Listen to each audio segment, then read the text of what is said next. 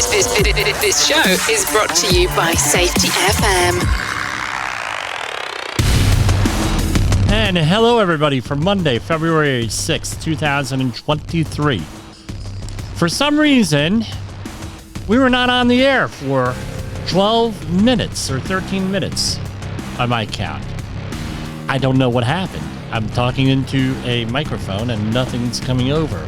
I apologize to all of you out there. So this is going to be a truncated program, about 45 minutes. Me talking into the microphone for 12 minutes was not working. I apologize.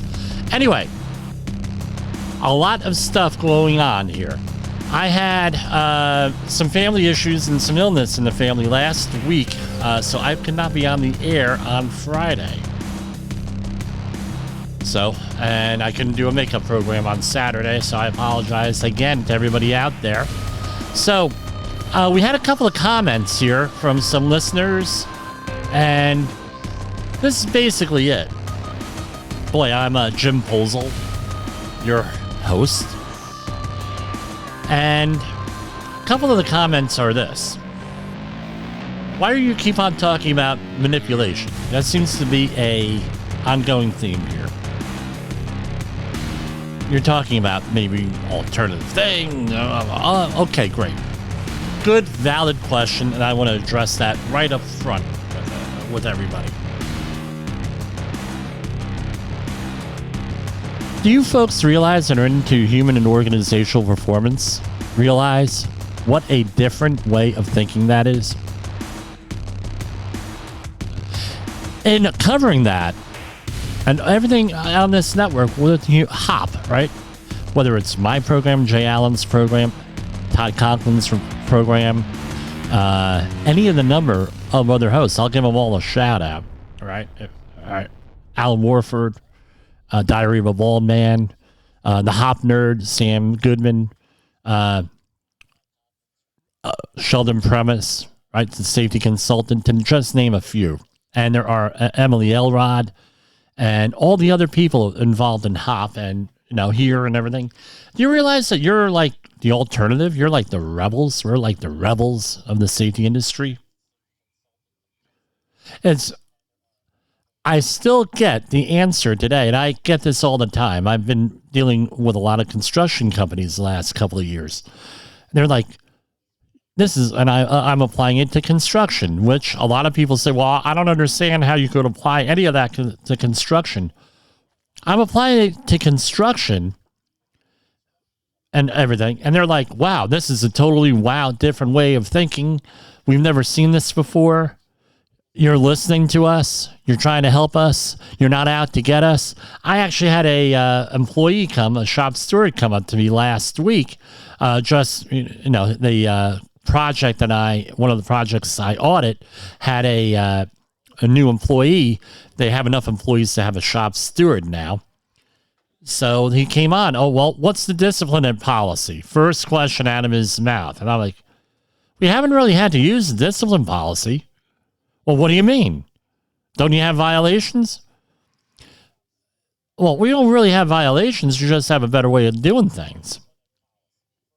We try to work with people. We try not to go against people. We try not to make a big deal over de minimis things that aren't, with things. We try to coach people. We try to help people. We get the right equipment. We do training here. We do everything else here. We haven't had to discipline anybody because that's not our first thing. Can we? Yeah, we could discipline. We can do this. We can do that. Some people would prefer we start throwing people off the job. But that's not what we're about here, right? We try to work with people. And he was like, you're kidding me. So I started talking about intro to HOP, what some of the other companies are doing out there, right? I said, look, if I come out here acting like a maniac, screaming and yelling, like apparently you're used to, antagonizing people, making fun of people, bullying people, I don't think we're going to be successful in this project. And any of my designees are going to be successful here. We're here to work together and get this job done on time, within budget, and hopefully with the same people that started it, even though we broke that rule already with that.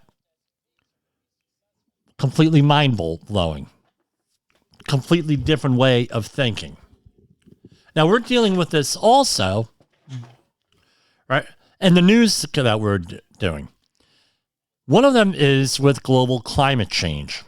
Now, you're going to say, Jim, what do you know about global climate change? I know a lot. All right. I've been following the debate since I'm 16 years old and actually 15 years old in 1986. All right.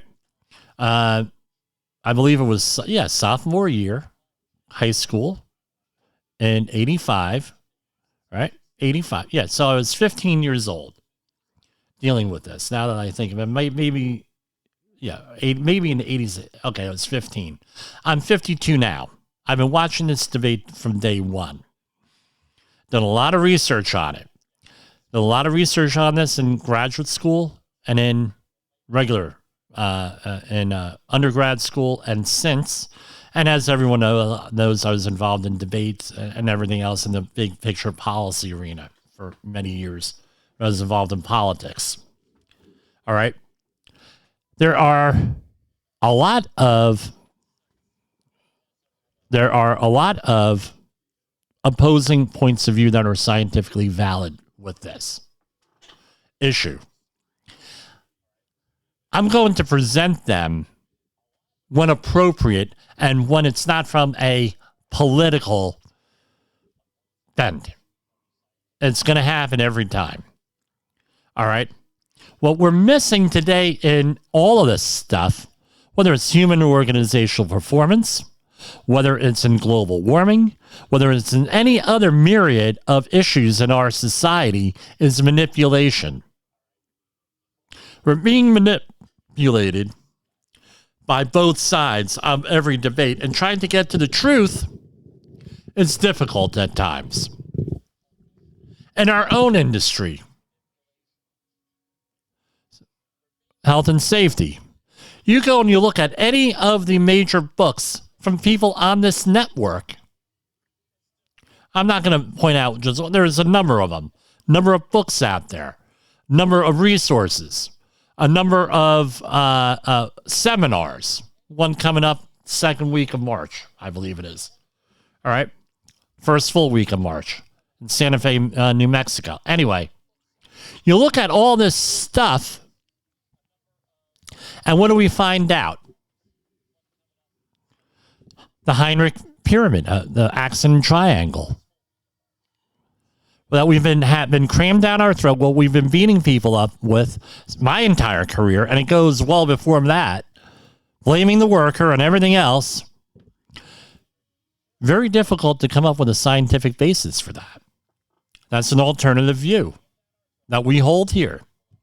Do I teach that? Yeah, I do, because more than half, 90% of the organizations I work with are still on that. We're changing them. They're learning. And everything else. We're changing that. You pick another one. Pick any issue on here. And we could do that to any issue. As long as we have valid, scientific, and we're not dealing with crazies out there. And we know who they are on both sides of any issue. We're going to be dealing with them. Same thing with demographic issues. That's a major interest for me. And we're going to talk about things that are interesting to me because I try to make it interesting for you. Demographic issues, big issue throughout our entire country, throughout this entire world. Big issue. Pollution. Endangered species.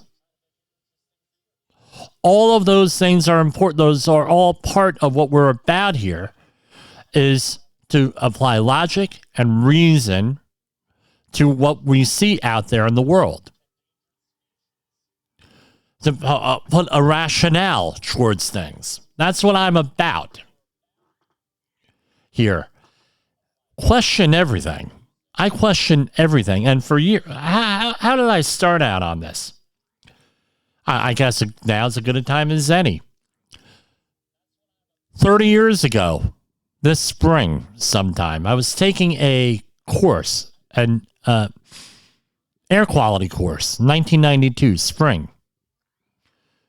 by a college professor that taught us how to evaluate research. I use that model on how to evaluate research on everything I do, and I question everything after that, because what I found out was the scientific articles I was reading, the sources I was reading in the popular press, the sources that we were reading, seeing on TV, no internet in those days. We had chat rooms on a mainframe in some colleges, right, that were only open to a couple of people, right? We had that.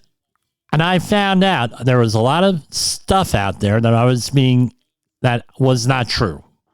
That was absolutely not true.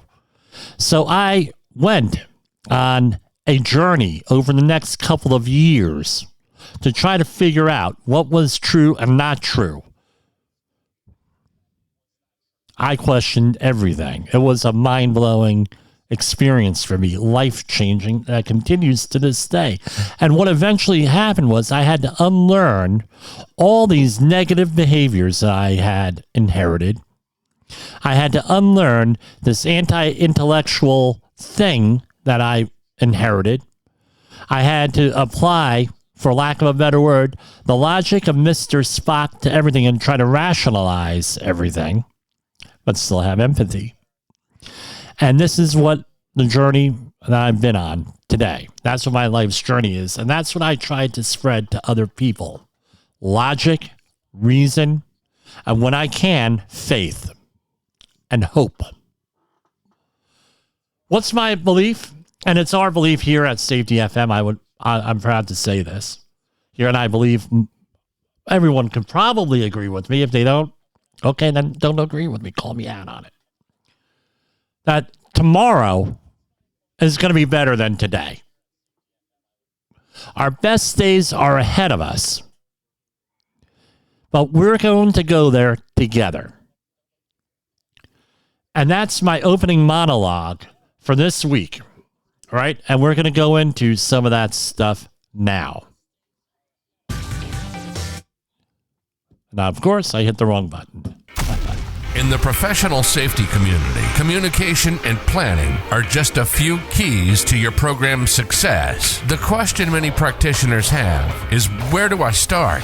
Dr. Jay Allen, the creator of the Safety FM platform and host of the Rated R Safety Show, has built a global foundation to help you along the way. Go to safetyfm.com and listen to some of the industry's best and most involved professionals, including Blaine Hoffman with the Safety Pro, Sam Goodman with the Hop Nerd, Sheldon Primus with the Safety Consultant, Jim Pozell with Safety Wars, Emily Elrod with Unapologetically Bold, and many others. As individuals, we can do great things, but as a team, we become amazing. Dial into safetyfm.com today and surround yourself with a powerful force of knowledge and support.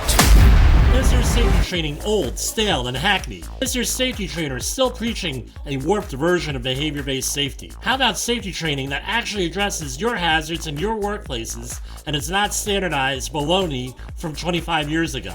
Contact the Safety Wars team at safetywars.com or call Jim Pozell at 845-269-5772. Remember, if you're receiving this message, you are the solution to unsafe workplaces.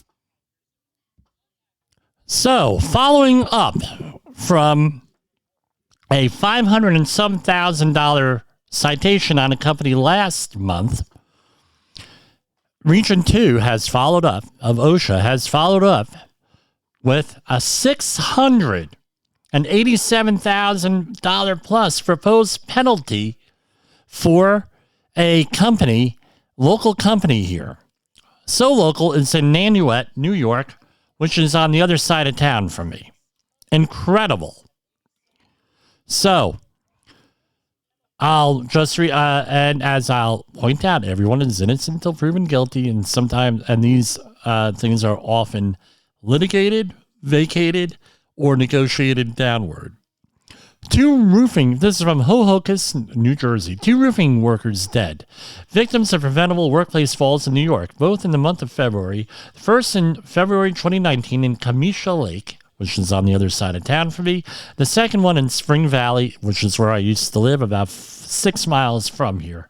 7 federal workplace safety violations in the last 4 years that identified 33 violations, none of them willful failures to provide required fall protection, and yet the U.S. DOL found ALJ Home Improvement Incorporated of Nanuet, New York, again exposing its employees to potentially deadly harm in August 2022, just 6 months after an unprotected employee's fatal flaw. When an inspector with the department's OSHA, Occupational Safety and Health Administration, arrived at a Hohokus work site, he observed 3 employees on a roof 18 feet above the ground without required fall protection. The company was contacted to remove an existing roof and reinstall shingles on a single-family residence structure. I'm just reading right off of the OSHA webpage here. So, the company repeatedly refuses to comply with OSHA standards and make workers' safety a priority, choosing instead to put profit over the lives of its employees. The reality is that a safe workplace is actually a more profitable workplace. For its latest infractions, OSHA cited the company with 8 violations, 4 willful and 4 serious, and a proposed $687,536 penalty for lack of fall and head protection and violations of multiple standards. The inspection is part of OSHA's local emphasis program. So I went and I did an establishment search off of OSHA here. And here we have, we have 1, 2, 3, 4, 5, 6, 7. Now, this is the 8th problem with OSHA. All right. So this is the 8th issue with OSHA. Right. Hold on. Let me count, because you got to read these very closely. 7th or 8th, depending on how you want to count.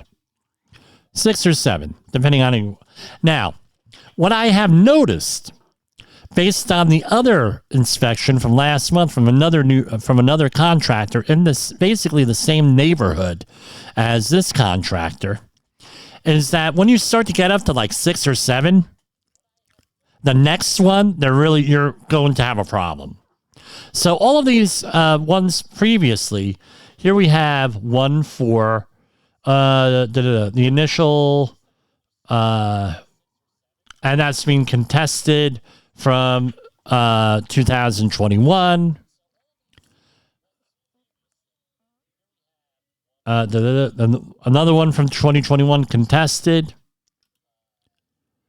Another one from 2021 contested. One from 2019 as a formal settlement of some sort. A real de minimis penalty, looks like my rough math, around 10 grand. And another one for the fatality. That one was about 10 grand. Another one. All of these are contested. But the initial one from 2019, according to the website, is at about 10 grand. They were thinking de minimis. All these are, and we'll contest them. The proposed penalties, some of them are like 100,000 on some of these. Right? So what's my point? These are relatively de minimis penalties for a very serious, 2 fatalities. Very de minimis. All right. So what do you think happened to the company? My opinion here, my read on this.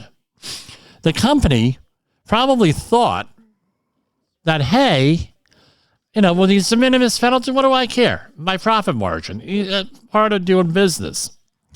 Then they got up to like 6, allegedly continued to do this, right? And now they're whacked. So what we're going to do is we're going to go over to Facebook right after the program, and I'm going to send this on over to our county executive, and maybe we can get a comment from him. So really, I don't know what to say on this one. There are some other news releases, not as serious, but we're going to go over to our main story for today, which is the earthquake. We've had 2 earthquakes here in of note, right? One is a local, quote unquote, local up by Niagara Falls in Buffalo, right?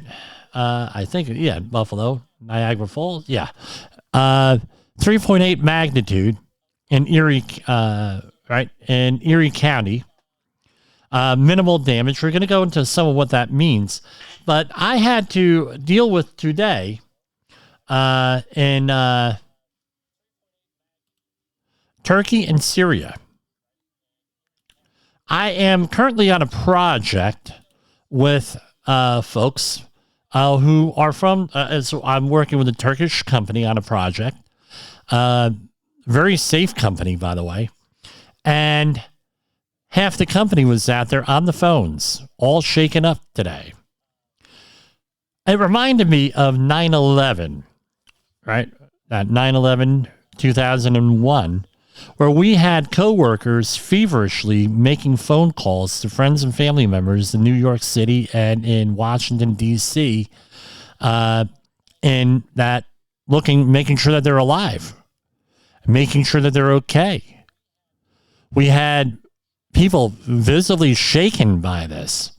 And this ain't about me, right? I'm upset anytime this happens, these major disasters. But this ain't about me. I don't know anybody from Turkey here, but I have people who I work with now that are dealing with people in Turkey. Friends and family members. So far, so good. They were able to locate them, but they said this is what the problem is. The ones that were not hurt in this, that were able to survive, what now? Now you have a major humanitarian problem. We have 3,500 people confirmed dead, and the number is going to go high. They were showing me video from Turkish news outlets, flyovers, drone footage, whole areas completely leveled. And by the way, what they, I'm not going to go into that. We're going to get people into trouble on that one. But the question is this, as always, you can't, as of yet, now, there's no scientifically accepted way, I'll put it to you that way, of predicting earthquakes. There are some people with theories who claim ex post facto, that's after the fact, earthquakes, and they're able to predict them, but there's no reliable way. So what are you left with? You have a lot of times local governments, especially in some of the countries where this broadcast is heard, where they have not been up to date with their building codes, things of that nature. And even in this country, domestic preparedness for earthquakes, an earthquake-prone region like the West Coast of the United States, Alaska, even Hawaii, I believe, the Pacific Rim, right? The Rim of Fire. They have preparedness, right? Like pretty good preparedness things, especially after, let's say, the historic San Francisco earthquake, Mount St. Helens volcanic eruptions, which were preceded by some earthquakes, from memory serves me right. The Northridge earthquake in California, early 1990s, and all the major things. We got that pretty well with building codes. I know that the professional engineering license and credential on the West Coast includes seismic type details, seismic designs, things of that nature, everything, the seismic engineering. I don't know what the appropriate thing is. So we're pretty good here. But what if you're faced with a disaster that maybe your local government may not have the capacity to respond to? what do you do? Right now, we have 95 days. I didn't mention, I think it's 95 days to May 11th, the end of the official end of the COVID emergency in the United States. We didn't have the capacity really to respond to that. So what do we have? And we covered that well on this show and on the podcast. So what do we do if we're not able to respond? What does that mean? That means that goes on us to be prepared. So, earthquakes in Turkey and everything else. And again, this is not, and in this country, this is not to shame the victims. Never is to shame the victims. This is about preparation. This is about a moment of high impact, a MOHI, as some people call them. A moment of high impact where we're able to maybe remind people they need to be prepared. So first thing we're going to do is talk about earthquakes, right? So basically, I'm going to start out with this. What is an earthquake? You can follow along. You could Google them. This is according to USGS.gov, United States Geological Survey, right? This is an article by Lisa Wald for the Green Frog News. I don't know what that is. The Science of Earthquakes. It's posted on the USGS.gov. Right? An earthquake is what happens when two blocks of earth suddenly slip and pass one another. The surface where they slip is called the fault or fault plane. The location below the earth's surface where the earthquake starts is called the hypocenter. The location directly above it on the surface of the earth is called the epicenter. Sometimes an earthquake has foreshocks that are smaller earthquakes that happen the same place as the larger earthquake that follows. Scientists cannot tell that an earthquake is a foreshock until the larger earthquake happens. The larger, so it's ex post facto, after the fact. And this is where people are trying to develop models on trying to get, I'm saying this, not the article, where they're trying to make prediction models for this. And there are people out there that are doing this. They're trying to say that maybe the moon has something to do with it, with the tidal shift and, with the tides related to the tides, things of that nature. I don't know if they're valid or pseudoscience, whatever, but this is where people are trying to go. They're trying to predict the foreshocks and then, okay, major earthquake. The main earthquake is called the main shock. The largest main earthquake is called the main shock. Main shocks always have aftershocks. These are smaller earthquakes that occur afterwards in the same place as the main shock. Depending on the size of the main shock, aftershocks can continue for weeks, months, or even years after the main shock. What causes earthquakes and what do they do? So, the Earth has four major layers: the inner core, outer core, mantle, and crust. The crusts at the top of the mantle make up a thin skin on the surface of the planet. But this skin is not all one piece. It is made up of many pieces covering the surface of the Earth. Not only that, like plate tectonics, you may recall. Not only that, but these puzzle pieces keep slowly moving around, sliding past one another, bumping into each other. We call these puzzle pieces tectonic plates, and the edges of these plates are called plate boundaries. The plate boundaries are made up of many faults, and most of the earthquakes around the world occur on these faults. Since the edges of the plates are rough, they get stuck while at rest, while the rest of the plate keeps moving. Finally, when the plate has moved far enough, the edges unstick, and one of the faults slips, and there is an earthquake. Okay? And that's basically what an earthquake is. Now, earthquakes are measured in what is called the Richter scale. And what is the Richter scale is named after a guy named Charles Richter in 1935. And he had come up with this scale. And by the way, it is logarithmic. So every whole number increment in the scale moves up by 10. All right? I think I remember that from math? I don't know. Thankfully, my CSV did not have a lot of math questions on it. It had its share, but they weren't logarithms. Right. So the Richter scale, also called the Richter magnitude scale, or Richter's magnitude scale, and Gutenberg Richter scale, is a measure of the strength of earthquakes. Right. So I won't go into the details, but this is what it is. What we experience, I've noticed 2 earthquakes. According to my parents, they've noticed about 4 earthquakes in my lifetime, last 50 years, in the New York and New Jersey area. The one that I've experienced was in October 2021 when I was doing the anthrax cleanups in 30 Rockefeller Center. It might have been November, but October, November. And we had thought another plane had hit the building. So I evacuated the building, my crew, until we made sure there was not a building. There was no problem. Then we went back to work. But it was something like a 2.8, something like that.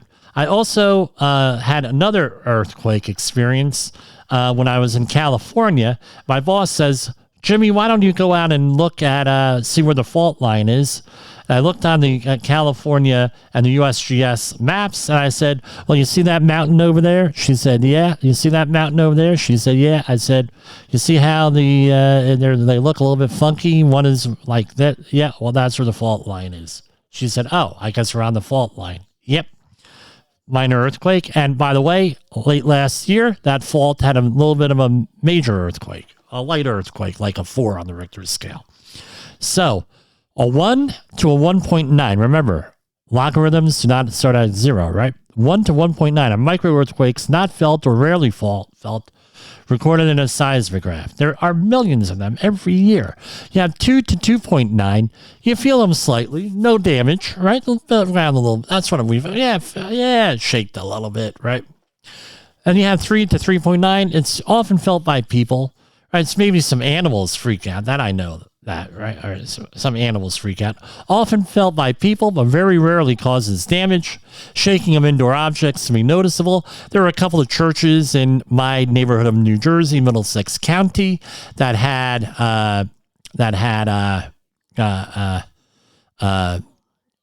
churches that were actually damaged by earthquakes after they were damaged by explosions. Ammunition explosions during World War II, things of that nature. But earthquakes finally really damaged them. Then you have 4 to 4.9. You have noticeable shakings of indoor objects and rattling noises, right? Felt by most people in the affected area. Slightly felt outside, generally causes 0 to minimal damage. So the previous one, like a 3.8 up in Buffalo, yeah, it's noticed a little bit. This one, 4.9, right? 4 to 4.9, you start feeling it, causes some damages. There's like 10 to 15,000 of those per year. Then you have a 5 to 5.9, which is moderate damage. It causes damage varying from severity from poor to poorly constructed buildings, 0 to slight damage on all other buildings. It's felt by everybody. There's about 1,000 to 1,500 per year. Then you have 6 to 6.9. Now you're starting to get into it. You're getting damage to moderate number of well-built structures.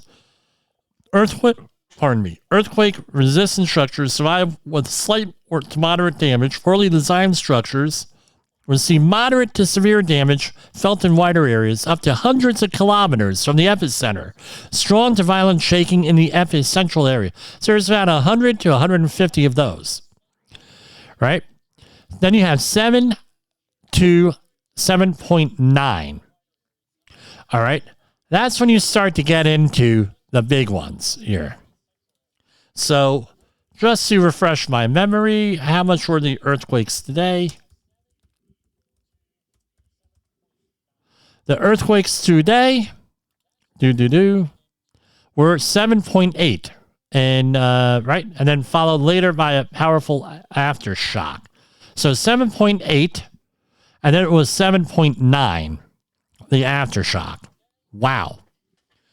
So now we're getting into the nitty gritty. We're talking a major earthquake causes damage to most buildings.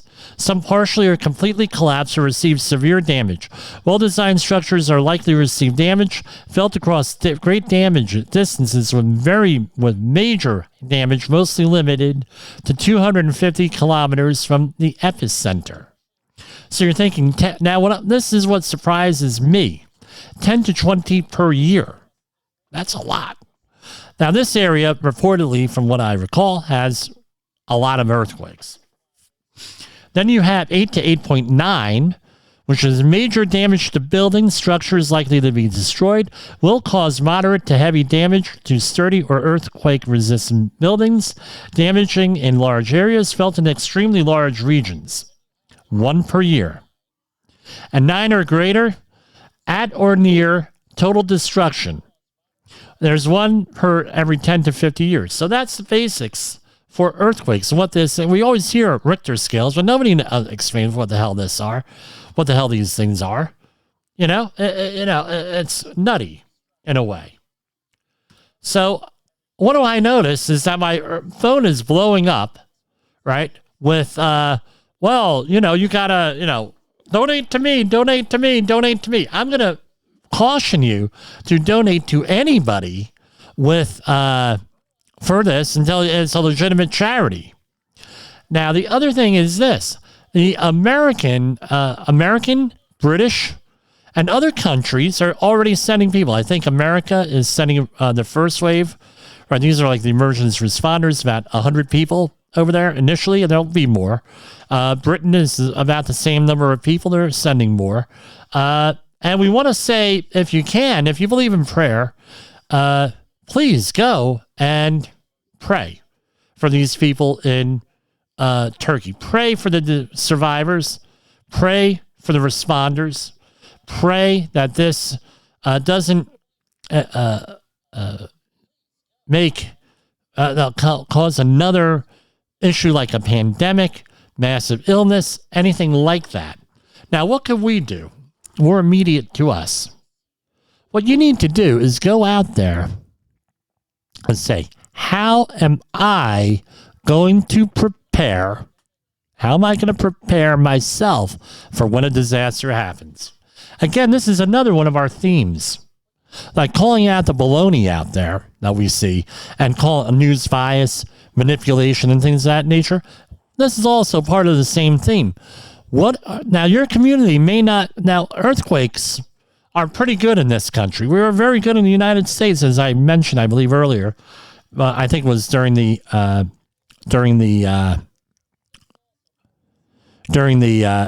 our technical difficulties earlier. But we do a pretty good job. We have engineers here. You can't get my understanding is you can't get a PE, professional engineering credential, anywhere in California, Oregon, Washington, or Alaska. And it might be Hawaii. I'm not sure on Hawaii, unless you have a seismic, right? They include seismology in there, right? Study of earthquakes. So we and in other areas where they're building things and new buildings are up to code and everything. Okay, but what about you live in a hokey place where they don't enforce codes? That happens. All right, so I'm going to read off of ready.gov here what they're recommending. All right, well, it's 1, practice drop, cover, and hold with family and coworkers. Make an emergency plan. As always, make an emergency plan. If it's available, obtain earthquake insurance. If it's I don't know. I'm not an insurance person. Consider making improvements to your building to fix structural issues that could cause your building to collapse during an earthquake. So So if you see structural, get them fixed. So if an earthquake happens, protect yourself right away. If you are in a car, pull over and stop. I would hopefully think in a safe area, right? Set your parking brake. If you are in bed, turn face down and cover your head and neck with a pillow. If you are indoors, stay outdoors, away from buildings. If you are inside, stay and do not run outside. Avoid driveways. Protect yourself. Drop, cover, and hold. Drop or lock, wherever you are, drop down to your hands and knees and hold onto something sturdy. If you're using a wheelchair or walker with a seat, make sure your wheels are locked and remain seated until the shaking stops. 2, cover your head and neck with your arms. If a sturdy table or desk is nearby, crawl underneath it for shelter. If no shelter is nearby, crawl next to an interior wall away from windows. Crawl only if you can reach better cover without going through an area with more debris. Stay on your knees, bent over to protect vital organs. Hold on. If you're under a table or desk, hold on with one hand and be ready to move with it if it moves. If seated and unable to drop to the floor, bend forward, cover your head with your arms, and hold onto your neck with both sides. And they have all different types of things here for disabled people, but the idea is to cover your head and neck, right? And the rest of your body if you can. Now, something I want to always, this is not meant to be humor, this is very serious. We got a lot of people dead here with this, a lot of people killed, a lot of people, a lot of heartache. But let's say you're in a hotel and away from home, right? You're traveling to an area. You're going to have to go out, and you're going to have to go out and find, hey, I'm in a earthquake area. I'm in a flood area. I'm in a earthquake. Well, how am I going to do this? How am I going to get out of there? Especially if you're frequent hotels, motels, things of that nature. So you got to think about where you're going elsewhere. There was another story I was going to share with you. I'm not going to share it with you today because it's inappropriate on what happened to one of my friends during an earthquake. But basically, anyway, that's basically where I want to go to tonight on this. And I just want to say a prayer for everybody out there. Help out where you can. And we'll kill on fighting that safety war for you. For Safety Wars, this is Jim Posel. The views and opinions expressed on this podcast are those of the host and its guest and do not necessarily reflect the official policy or position of the company. Examples of analysis discussed within this podcast are only examples. They should not be utilized in the real world as the only solution available, as they are based only on very limited and dated open source information. Assumptions made within this analysis are not reflective of the position of the company. No part of this podcast may be reproduced, stored in a retrieval system, or transmitted in any form or by any means, mechanical, electronic, recording, or otherwise, without prior written permission of the creator of the podcast, Jay Allen.